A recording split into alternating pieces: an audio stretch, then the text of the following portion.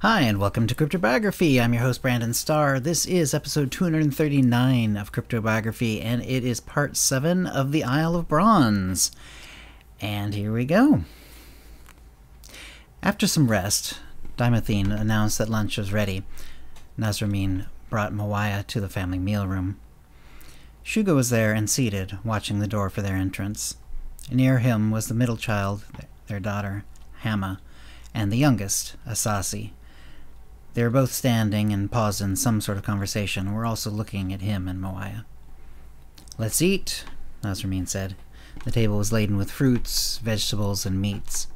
They had access to spices from far away, and for most of the island, well-spiced foods were preferred, but Nasramin preferred simpler fare that couldn't be easily spiked with poison without detection.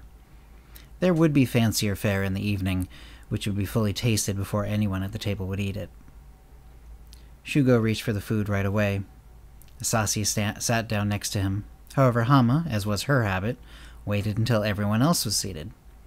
This was not some form of respect, but to point out that Mawaya and Nasramin were always supposed to be the last ones seated at any public meal, and she wanted to make sure that never happened at a private one. "So, what brings you down from the heavens to eat among the peasants, father?" Hama asked, a joking smile plastered on her face. Nasramin, who knew full well she preferred to eat with her friends whenever possible, did not rise to the bait. "We have special company for dinner this evening, and I want to fill you in on some details." "Oh, well, I'll be glad to know who to bow to," she replied. "Since it's a queen and her daughter, I'd say that at least being civil with her will be appreciated," Nasramin said. "I guess I have to dress up then," Hama said. "Correct," Nasramin said. Without waiting, he added, "This information, while others do know it, is not yet widely known. Please do not discuss it outside the family." The Thebans arrived with the addition of Queen Callis and her daughter Theodora. They are asking that Shugo consider Theodora when he does his unity search. At these words, Hama and Asasi looked over at Shugo, who was staring into his plate, pretending not to notice. Nasramin did not elaborate on his theories as to what this meant. Instead, he continued giving out the basic information. "Afterward, they gave us steel weapons. Multiple steel weapons. We will be determining exactly what this means over the next 2 months before the Unity Surge. Because we don't know what defense we need to take on this, I need you to maintain a polite, reasonably neutral stance with them. Be kind, but take no sides, and give no cause for offense. Am I clear?" All three of the children nodded. Shugo said, "Yes, father." Asasi said, "Yes, you are." Hama said, "Yes." "Any questions?" They fell quiet, thinking. Finally, as he suspected, it was Hama who broke the silence. "Well, I have to nursemaid Theodora for the next 2 months?"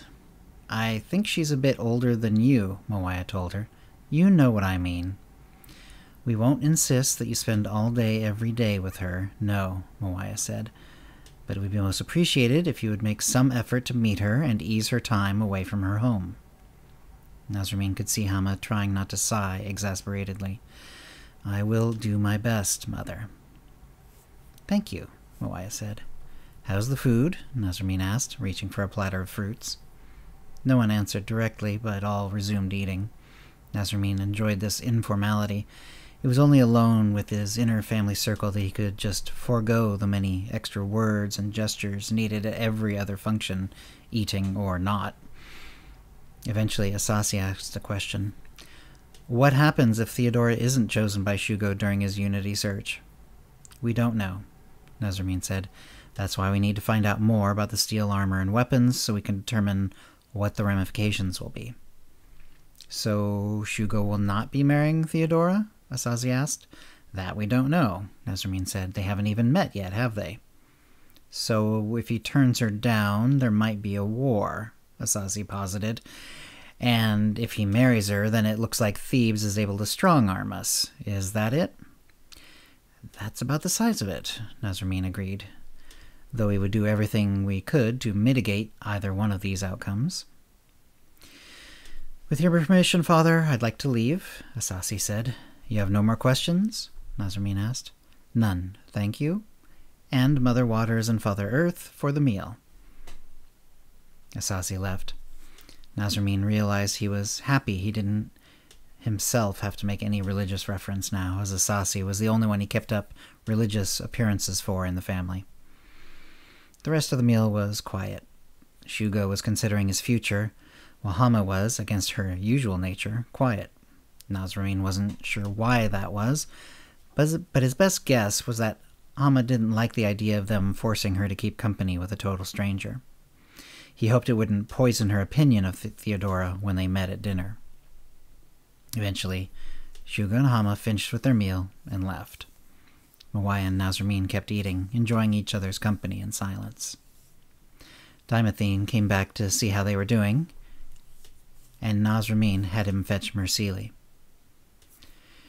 "Do you need me to return to our chamber, love?" Mawaya asked. "No," he replied. "Please stay. In fact, I'd like to include you more often than I already do." Soon Mursili came. "I know it's only been a short time, but has there been any news?" he asked his general. "A little," Mursili said. "One of my men struck up a conversation with one of their sailors. It will need confirmation, so this is not to be taken as final, but the sailor had not seen steel weapons in use by the Thebans yet. If this is accurate, that means they are either just started making steel weapons and wanted to impress us, or they have traded for them. Or perhaps they have been quietly making them for a while, and they're using this occasion to make their power known," Nasramin posited. "Yes, and of course the information could be wrong. As I said, it needs confirming." "Thank you," Nasramin said. "I'll keep it in mind. Who knows, but their people might have been told to keep their mouths shut, and this sailor was put there specifically to give false information. Still, I think it's hopeful. The one thing that it seems to confirm is that they aren't swimming in steel yet. If they were, they wouldn't either have little, as the sailor indicates, or need to bother with petty contrivances." Mursili nodded. "I will continue to get as much information as quickly as possible." Nasramin nodded back and waved his hand. Mursili understood the dismissal and left. "Well, that eases my concerns a little," Nasramin said. "I suppose," Mawaya said. "Still, I will breathe easier once we have some confirmed information, not just rumor or possibly planted information from a single source." "If they don't have overwhelming amounts of steel, as this seems to indicate," Nasramin said, "then they really must want our friendship. At least we probably don't have to worry about some sort of backstab. We might even be able to start thinking about what it would mean if Shugo weds Theodora." And that's the end of the episode for this week. Hope you're enjoying it. If you have any comments or questions about this episode or previous episodes, cryptobiography@gmail.com, or hit us up on Facebook or Twitter. And thanks for listening. Words of music, copyright 2022, CryptoBiography LLC, all rights reserved. Characters and events are fictional, fictionalized, or satirical.